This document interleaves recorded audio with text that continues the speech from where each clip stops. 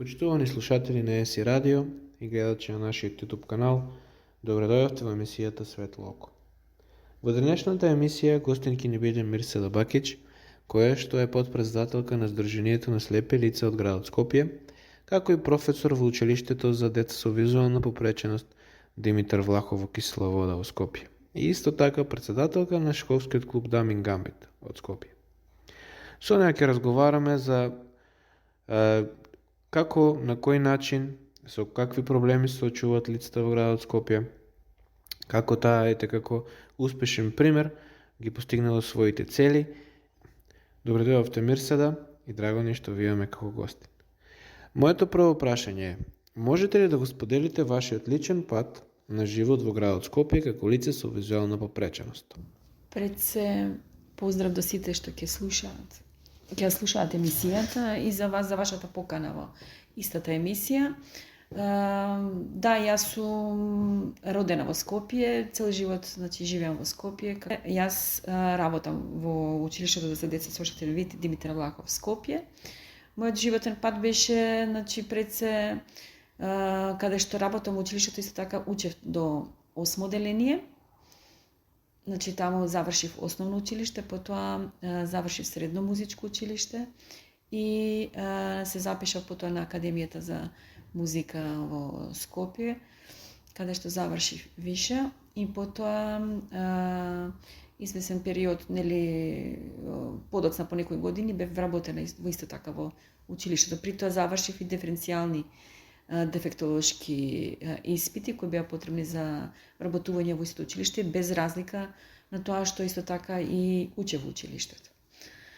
Мојот животен пат беше нормално турбулентен, штом се зараѓаме со некоја попреченост, следуваат доста напорни прегледи по лекари заедно со моите родители како дете, една операција, па потоа со тек на време баравме решенија за се подобро да биде, меѓутоа со текот на времето самата дијагноза што ја имам е проблематична, односно глауком, вроден глауком, конгенитален. Со тој со тек на време како што растеме и го користиме видот, ја претходно гледав и читав видно писмо, за да сега веќе не гледам. Меѓутоа тоа беше турбулентен период целиот мој живот, борба за што подобро, посветена повеќе здравствени институции како во земјава, така и во странство. Еден оперативен зафат исто така во Германија, по кој бев извесен период, 5 години повторно се врати делот, видот кој не е нормално здрав, односно целосен, туку за самостојно движење низ градот, односно од дома до работа и назад, и за други потреби. За да сега веќе самата болест, односно самата дијагноза си го прави своето и обично и вложувањето за завршување, за работа, за се, се дојдов до ситуација да сега веќе не гледам. Сега работам во училиштето, меѓутоа го знам брајавото писмо, што е приоритет на децата кои учеле таму и кои секако треба да го знаат, дали гледаат или не гледаат, треба од мали нозе да го научат, бидејќи никогаш не се знае. Мојот живот продолжува сега, како што реков, во таа институција. Работам веќе 23 години и сум задоволна од своето работно место и од своите ангажмани таму, кои изискуваат нормално посветеност, обврски кои мора да се завршат без разлика. Тоа е институција која е фактички мој втор дом. Меѓутоа, јас сум член како што рековте, дека сум подпредседател на Сдружение на град Скопје и председател на шаховскиот клуб Дамин Гамбит од Скопје. Имам плюс активности кои ми се драги, кои ги сакам, кои вложувам, исто така изискува доста обврски и активности фактички, дека сепак се позициите кои членовите секогаш имаат прашање плюс за некои задоволства, некои дури не се ни задоволни, затоа што сепак државата ни е таква, средствата се ограничени, имаме доста активности во град Скопје, некои ги спроведуваме без проблеми, некои со ограничувања, некои можеби малце и се скратуваат со овој сега период на поскапувања. Нашите активности се одвиваат како во градот, така и надвор од градот, бидејќи сме членки на Националниот сојуз на слепи на Република Северна Македонија и тие активности ги организира Националниот сојуз, ние нормално учествуваме на сите активности, тој изискува повторно, нели, ангажман како финансиски, така и нели за патување и ова, значи има членството е големо во град Скопје, пред се да кажам, што се скоро 600 члена. Од нив некои се доста активни на разни полиња, како што се, односно мојот животен пат е тој, значи како што кажав до сега. И активна сум, односно, нели, како што реков, работам во училиштето и сум член на Содруженијето на град Скопје и ги имам тие функции. Така, а може дали да не опишете подобрување во пристапноста во Скопје во текот на годините кои имале позитивно влијание на слепата заедница? Па подобрување, пошто јас сум веќе повозрасна, нели, личност, со тек, нели, претходно бидејќи и кажав, се движев сама, немаше некои работи како што сега има, например, звучен семафор, тактилни стази, кои за жал некои не се баш најдобро направени, по моje мислење, тоа е лично моje мислење. И сум личност која не се движам со бело стапче, можеби и тоа, значи јас лично не се осеќам сигурна и затоа не се движам со бело стапче одредени, нели, на одредена локација од до. Исклучиво одам со такси и за мене тоа е голема сигурност. За мене лично зборам. Меѓутоа, јас знам дека имаме членови доста млади кои се многу по-храбри и едноставно имаат добра ориентација, си го користат белото стапче, се движат и во градски автобус, со тоа они се со ова, нели, техниката, едноставно со интернетот, со тие апликации кои ги има на телефоните, максимално младите ги користат. Сепак секогаш може да има подобрување на тие можности за слепи самостојно да се движат. Меѓутоа, се уште може да се напредува. Повеќе се базираме на младиве тоа да го спороведам, дека многу ја познаваат техниката и дека има разни проекти, нели, учествуваат на разни проекти надвори од нашата земја, собираат позитивни искуства, верувам ги пренесуваат, нели, на овде во Националниот сојуз и верувам дека се ќе биде подобро. Значи е подобро од претходно, меѓутоа се уште може да биде подобро. Можете ли да опишете некои од уникатните аспекти на секојдневниот живот во Скопје, со кои се очуваат слепите лица?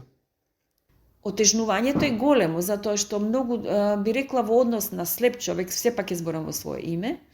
Јас како слепо лице, многу ми смета дека луѓето, мислам дека не се многу запознаени или заради своите, ќе речам, проблеми, обврски кога се движиме надвор во одредена просторија, во дали е тоа театар, дали е тоа трговски центар, дали е тоа било каде каде што секаде ние одиме, како и сите други луѓе. Нормално, луѓето околу нас некои внимаваат, некои не внимаваат при движењето, например. Значи се знае слепо лице или се движи со бело стапче, или е со придружба. Штом јас како слепо лице се држам за рака, односно за, нели, ќе го фатам придружникот за подлактот, за лактот, значи треба оно што се движи покрај нас да примете дека нешто, нели, не е во ред. Значи тоа се гледа, не може да не се примети. Би требале луѓето повеќе да внимаваат, нели, обично директно се движат во нас. Тоа е малце проблемот. Така, секако. Дали постојат локални организации и иницијативи во Скопје кои се вклучени во поддршката на слепата заедница? И ако така, како тие го остваруваат тоа? Јас сега ќе зборам од аспект, например, досега град Скопје, односно дека сме ние во град Скопје, локални организации се и градското собрание на град Скопје, така. Имаме соработка, нели, со центрите за социјална работа, што е логично. Потоа соработка како сојзот зборам со училиштето за деца со оштетен вид, секогаш има соработка. Потоа еве, пошто сум председател на шаховски клуб Дамин Гамбит, ние имаме соработка и сме членки во Сојузот, Шаховскиот сојуз на град Скопје. Значи тоа е пак локална организација која нас не поддржува и имаме добра соработка. Не само на град Скопје, ние сме членови како клубот и во Шаховска федерација на Македонија. Така да има со локални многу институции, нели, центри за како што ги реков, град Скопје помага на клубовите, односно на организацијата при организација на некои како што се турнири во голбол, во шах, и пошто би нагласила дека оваа година го прескокна шахот, не го подпомогнаа со средства, иако аплициравме на конкурсот што беше објавен од страна на град Скопје. Финансиски помогна само на клубот Феникс кој организира турнир по повод 13 ноември, го помогна со поголема сума на пари, а Шаховскиот клуб, односно заедно со град Скопје, го пресекна. Фактички не ни даде средства. Морам да го нагласам тоа, бидејќи малце некако се разочаравме буквално таа постапка на град Скопје и не знаеме зошто така ја направија. Се надевам дека ќе го исправа тоа, уште затоа што ние реагиравме и сега, меѓутоа ако не сега, до година не би требало да ни го направат тоа, затоа што тие се два клуба кои организираат турнири исклучиво по повод 13 ноември и фактички по мене би требало да се поддржат и двата, како и до сега што ги поддржува. Да. А во однос на превозот, како се обезбедува јавниот превоз во Скопје од аспект на можностите за лицата со визуелна попреченост? И кои подобрувања според вас би можеле да се направат? На градскиот превоз, да, град Скопје не поддржува максимално и тука град Скопје обезбедува слободни карти за сите членови на Сдруженијето на слепи лица на град Скопје, бесплатни годишни билети. Значи тоа е пак преку град Скопје заедно со ЈСП, бидејќи ЈСП е, нели, под ингеренции на град Скопје. Што се однесува до образованието и можностите за вработување, кои се некои од главните предизвици со кои се соочуваат слепите лица во Скопје? Јас можам да кажам општо за вработувањето на лицата со оштетен вид. Значи, како што знаеме, ние во нашиот сојуз се многу членови. Некои лица се постари кои после пензионирање им се оштетил видот и си бараат никаде да се приклучат, кои се физички појаки, да се приклучат на активности кои ги реализира Сдруженијето на град Скопје. Тоа се нелима, се собираат жените, прават екскурзиони, обично кои сами некогаш си ги организираат, потоа имаме лица кои се веќе вработени со своји струки, како што еве јас реков дека работам во училиштето Дурмов Димитар Влахов, нели, тоа е училиште за деца со оштетен вид. Таму не сум само јас како лице со оштетен вид вработена, таму имам уште 4 колешки, значи кои се членови на Сдруженијето на град Скопје и тие исто така работат во тоа училиште. Меѓутоа имаме деца кои завршиле, нели, физиотерапеути во нашето училиште Масери, тие се вработени исто така во државна институција, тоа е во Козле, односно тоа е Центарот за рехабилитација, нели, во Козле. Имаме многу членови што завршиле и факултети и тие деца што веќе работат во Козле, они исто така запишале факултети, завршиле и се многу успешни. Значи постои можност за вработување, меѓутоа секогаш треба повеќе. Значи да ги има и во приватните фирми на некои позиции каде што може да одговорат, нели, со своето образование. Никогаш не е на одмет повеќе. Има, меѓутоа треба сепак повеќе. Затоа што има луѓе кои не се сретнале со слепо лице и тие мислат дека ние буквално ништо не можеме. Меѓутоа ние многу работи можеме. Поготово за тоа што сме образовани. Според вас, каква улога игра технологијата во подобрување на секојдневниот живот на слепите жители во Скопје? Дали постојат некои специфични алатки или апликации кои се особено корисни?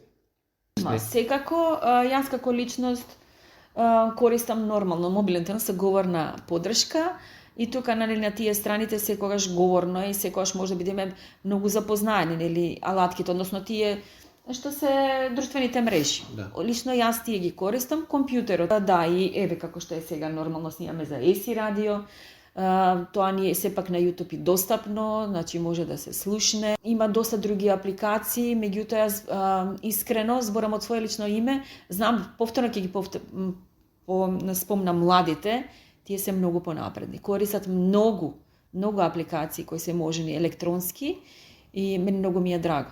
Ми е многу драго заради тоа. Има многу можности во однос на тоа, меѓутоа зависи кој ги користи помалку, а кој повеќе. Секако. Можете ли да споделите некои лични успеси или постигнувања во слепата заедница во Скопје, кои ги инспирираат другите да ги надминат предизвиците за кои се соочуваат? Па има, затоа што ние сме многу активни, зборам еве сега во своје лично име. Јас сум задоволна од својот успех, мислам во мојот живот, секогаш може повеќе и сум сакала многу повеќе, меѓутоа зависи некои фактори или причини доведуваат до тоа да нешто не сум си реализирала од тоа што сум посакала, нели? Меѓутоа лично како што спомнав, работам нели во институцијата таму во училиштето. Играм шах, сум активна со жените, многу сум социализирана, многу сакам да се дружам со луѓето, како со колегите од работа, без разлика дали се, нели, освен ние 5 што сме и со другите. Многу убава соработка имам, одиме на проекти од училиштето каде што не бевме исклучени, значи ние бевме лицата со што сме таму, бевме на проекти ни вклучија, значи патувавме заедно со другите колеги и со нашите ученици. Потоа самиот СОИС, нели, организира шаховски турнири секој град скоро има. Имаме државно првенство. Членови сме, како што рековме, во Шаховска федерација на Македонија, учествува клубот на сите тие лиги што треба тамо да учествуваат, како мажите, така и жените. Жените малку помалку, тоа преку клубот успеавме повеќе сега да учествуваме. Така да постои секогаш можност повеќе, да, инспирација и ние сме доста социализирани, поготово ние што сме активните членови на град Скопје и членовите што се од другите локални организации кои се членови во Националниот сојуз. Според вас што може да се направи за подобра инклузија и вклученост на слепите лица во општествениот живот во главниот град? Да не вклучат што повеќе, затоа што мислам дека доста се запознаени сега, како што нели овие интернет страните или не знам, самите закони се бориме за што повеќе пристапни, да сме инклузирани во сите тие работи. Обично не викаат на тие комисии кога нели законите се носат, мислење наше, меѓутоа треба уште повеќе. Мислам дека треба уште повеќе да не како личности инволвираат во сите тие работи, затоа што точно ние знаеме што нас ни треба. Да не гледаат едноставно како рамноправни луѓе како сите други. Да. И за крај, моето последно прашање, какви совети ви даде на законодавците, бизнисите и општеството од Скопје за креирање на поинклузивна и достапна средина за слепите лица во кои живеат во градот? Да дадат поголема можност на слепите лица, да ги впримаат во своите организации, фирми, не знам каде се не, да им дадат шанса и самите да проценат дали сме ние способни да ги извршуваме тие работи. Јас велам да и мислам дека секогаш треба да имаат да веруваат во нас. Бидејќи ние веруваме прво во себе. Значи ние не би прифатиле нешто што не можеме да го извршиме. Заради тоа би требале со широки раце да не прифатат во сите организации и фирми каде што нашето образование одговара на некое работно место. Ви благодарам. Ви благодарам што бевте гости во нашата емисија и се надевам дека повторно ќе имаме шанса за ваков разговор. Ви благодарам и на вас на поканата. Почитувани слушатели, тоа беше Светло око. Ви благодариме за вашето внимание и останете со програмата на ЕСИ Радио.